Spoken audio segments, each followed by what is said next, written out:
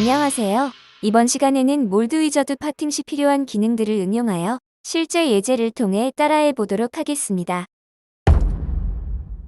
체크 리전은 사출 다이캐스팅 주조와 같은 제조 공정을 가지고 있는 제품의 상측 하측의 코어 캐비티 영역을 분리하고 체크해주는 기능입니다. 기능을 실행하여 제품을 선택하고 빼기 방향을 지정하면 세 가지 계산 방법으로 연산을 합니다.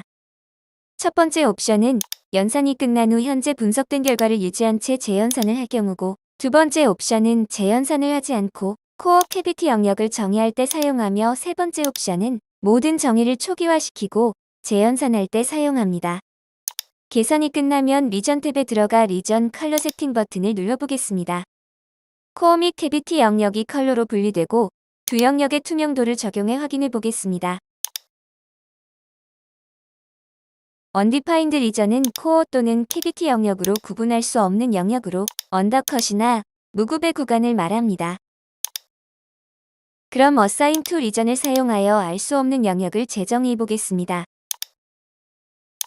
우선 캐비티 영역으로 무구배를 선택하고 어플라이 합니다. 이번엔 캐비티 영역으로 언더컷 구간을 선택하여 알 수 없는 영역을 재정의해 보겠습니다.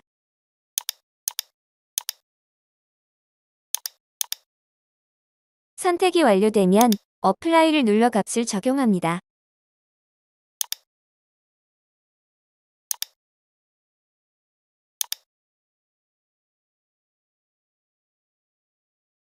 캐비티 또는 코어 영역 외의 언디파인드 영역은 항상 0이 나와야 합니다. 그렇지 않으면 파팅 분할이 안 됩니다.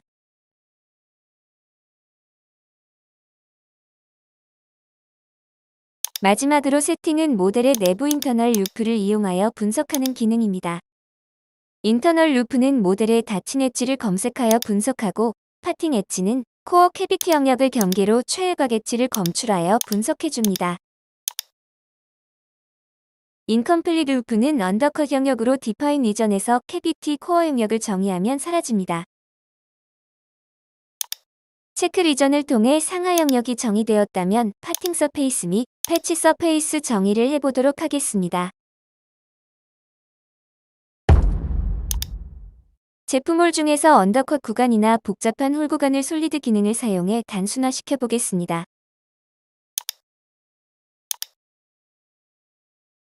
리플레이스 솔리드를 실행시켜 선택한 페이스 기준으로 박스를 생성해 보겠습니다. 이 기능을 사용하면 페이스에 리플레이스 되어 형상에 맞는 블럭을 생성할 수 있습니다.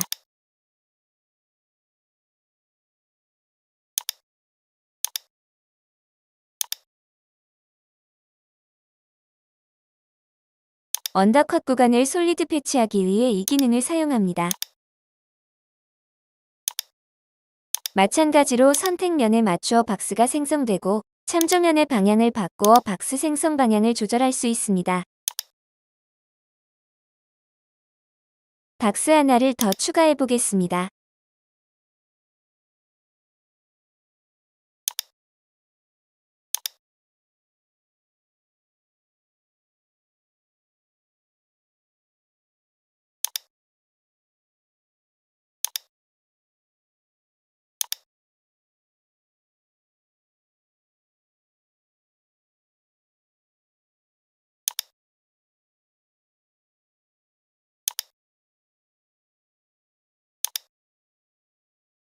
분할된 두 개의 솔리드를 하나의 솔리드로 합칩니다. 이번엔 복잡한 형상의 파팅 라인을 패치하기 위해서 솔리드화 시켜보겠습니다. 우선 리플레이스 솔리드를 사용하여 박스를 만들겠습니다.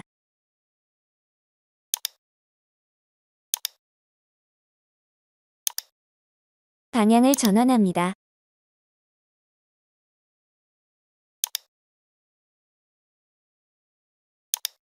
이번엔 바운딩 바디 기능을 사용해 원형 박스를 만들어 보겠습니다.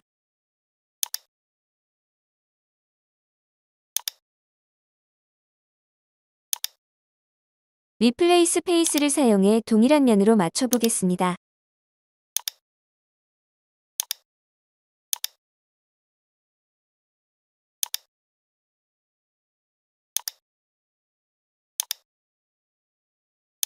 스플릿 바디를 사용해 솔리드 형상을 분할하겠습니다.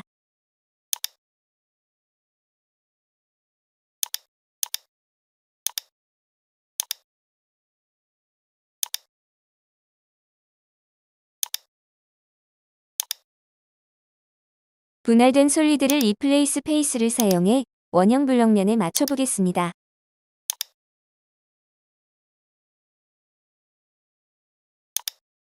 이렇게 분할된 솔리드를 하나의 바디로 합치겠습니다.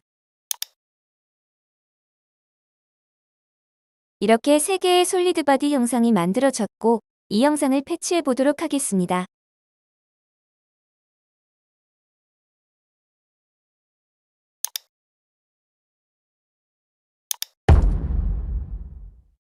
우선 트림 리전 패치를 사용해 솔리드 형상을 서페이스로 변환해 패치해 보겠습니다. 기능을 실행해 솔리드를 선택하고 루프 엣지를 선택하여 남길 영역을 지정합니다. 그러면 이렇게 솔리드 형상이 사라지고 각각의 레이어의 서페이스 형상이 패치되는 것을 알 수 있습니다. 이번엔 언더컷 구간의 솔리드 형상을 패치하기 위해 솔리드 패치를 실행합니다. 제품을 선택하고 패치하고자 하는 솔리드를 선택하면 제품의 형상이 패치되고 솔리드 원본은 25번 레이어로 보내집니다. 이렇게 25번 레이어에 분리된 것을 확인할 수 있습니다. 추후 솔리드 패치 영상은 슬라이드 파트에 링크하여 사용 가능합니다. 파팅을 나누기 위해선 나머지 구멍도 메꿔야 하는데 패치 서피스를 실행해 바디를 선택하면 닫혀있는 루프를 찾아줍니다.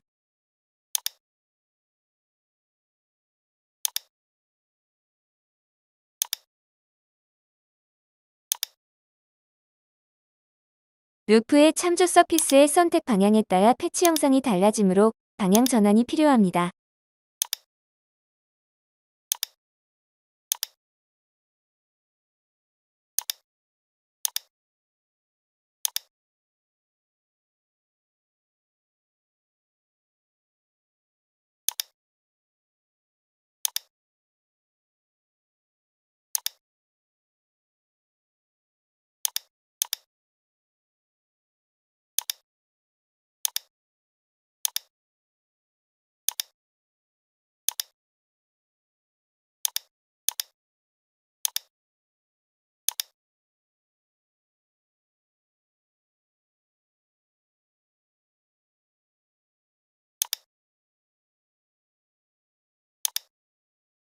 루프의 참조 서피스 방향 전환이 완료되면 어플라이 버튼을 눌러 패치를 완성합니다.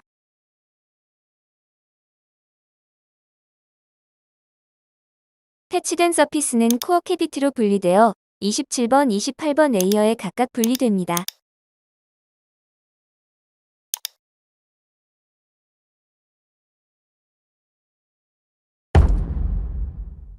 형상에 대한 정의와 패치 작업이 끝났으면 캐비티 코어 영역을 추출하기 위해 디파인 리전을 실행합니다. 올 페이스를 선택하고 세팅의 크리에이트 리전과 크리에이트 파팅 라인을 체크하여 확인 버튼을 누릅니다. 그러면 이렇게 코어 서페이스와 캐비티 서페이스로 나뉘어 각각의 레이어에 분할된 것을 확인할 수 있습니다.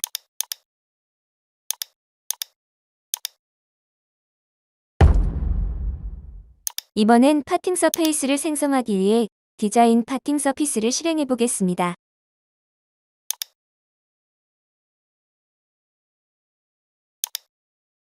파팅 시 필요한 가이드라인을 생성하기 위해 파팅 라인을 선택하면 세그먼트 위치가 자동으로 활성화되고 세그먼트 선택 시 파팅 가이드라인이 생성됩니다. 에디트 가이드라인을 통해 가이드라인의 길이 변경과 방향 설정 및 삭제가 가능합니다.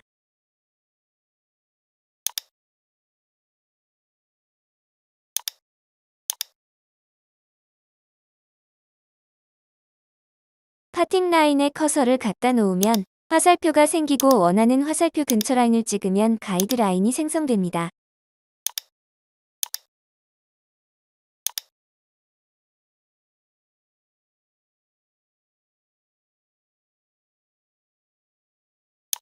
세그먼트 리스트에서 세그먼트를 선택하고 원하는 방법으로 파팅 서피스를 지정하여 어플라이를 누르면 수동으로 파팅 서피스를 생성할 수 있습니다.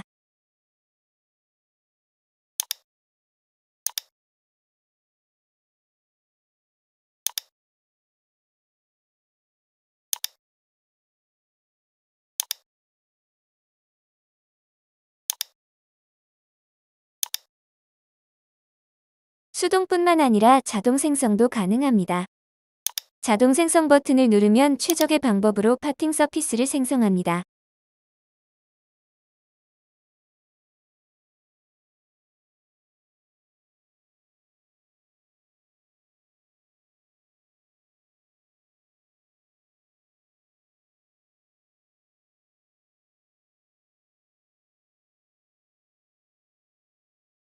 파팅 서피스 생성이 완료되면 파트 내비게이터를 확인해 보겠습니다.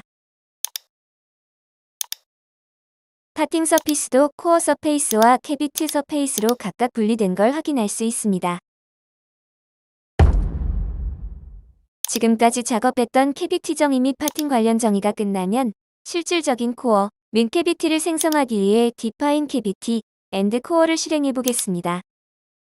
우선 캐비티 영역을 선택해 파팅을 분할해 보겠습니다. 다음은 코어 영역을 선택해 파팅을 분할해 보겠습니다. OK 버튼을 눌러 최종 영상을 확인해 보도록 하겠습니다.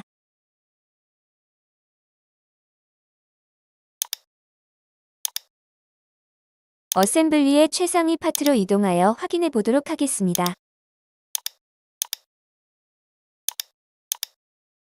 이렇게 코어 파트와 캐비티 파트로 분리된 것을 확인할 수 있습니다.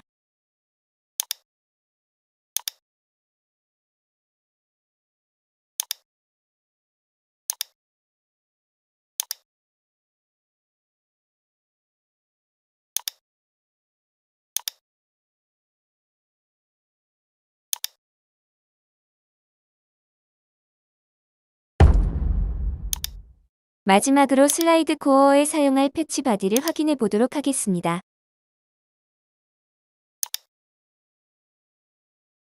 원본 제품 파트의 언더컷에 해당되는 부분은 솔리드 패치했는데 이 부분은 슬라이드로 사용해야 합니다.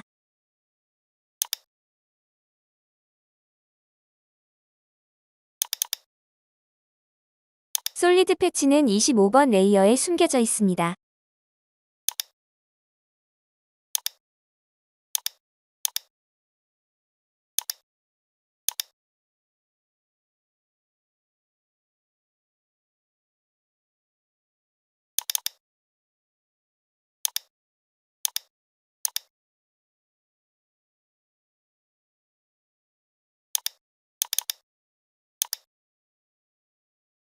패치된 바디는 슬라이드 파트로 링크를 하기 위해서 참조셋에 등록을 해보도록 하겠습니다.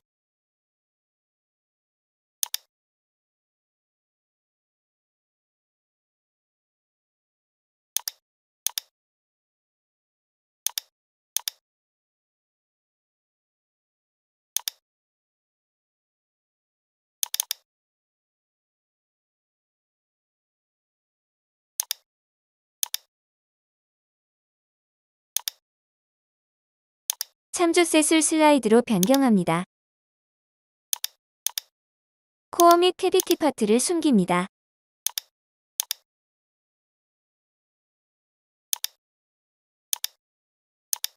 (25번) 레이어를 체크하면 형상이 보입니다. 참조셋에 등록된 솔리드 패치만 보이게 되고 이 파트는 추후 슬라이드 파트에 링크를 해서 사용을 하시면 됩니다. 지금까지 실제 예제를 적용하여 몰드 위저드에서 파팅하는 방법을 실습해 보았습니다. 감사합니다.